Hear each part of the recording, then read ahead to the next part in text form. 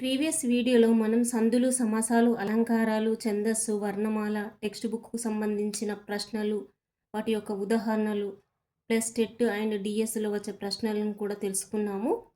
ఇప్పుడు ఇవి స్పర్శములు అండి. ఈ స్పర్శములు అనేవి 25 రకాలు. వాటికి వివరణ, వాటి యొక్క ఇంకా అచ్చుల విభాగాలు, హల్లుల విభాగాలు, వర్గాక్షరాలు ఇవన్నీ తెలుసుకుందామండి. ఇవి చాలా చాలా ఇంపార్టెంట్.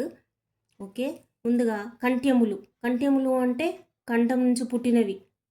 అవేంటి? ఆ, ఆ, క, ఖ, గ, ఘ, జ్ఞ, హ అనేవి కంఠ్యములు.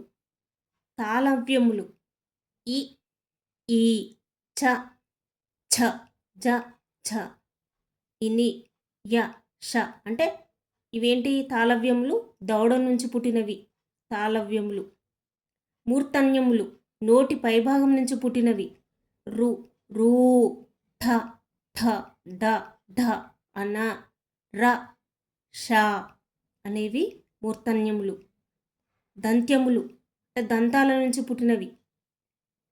ట, థ, ధ, ధ, న, ల, స, ఛ, జ అనేవి దంత్యములు.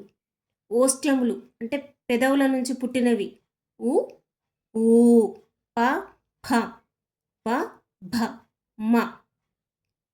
నెక్స్ట్ అన్నాసికములు.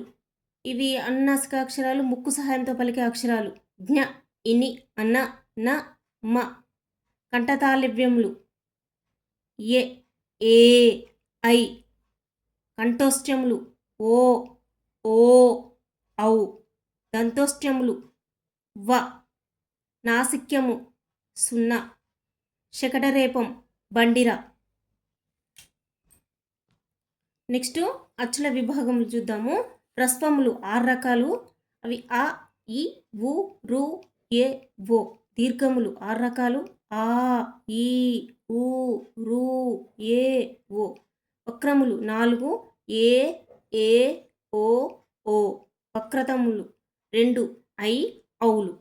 అలానే హల్లుల విభాగములు చూద్దాము. హర్షములు 5. క, చ, ట, త, ప. సరళములు 5. గ, జ, డ, ద, బ. ధృతము మొన్న టెట్టులో 2026లో అడిగిండండి. ధృతము నకారము. ధృతము అనేది ఒకటే ఉంటుంది. నకారము నా. స్థిరములు అవి 25. కా నుంచి సా, హా వరకి. కా నుంచి హా వరకి స్థిరములు. కేవలం స్థిరములు ఎన్ని? 10. అవేంటి?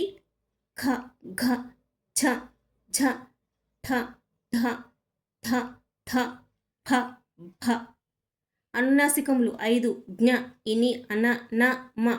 అంతస్థ్యములు 6. య, ర, ల, వ.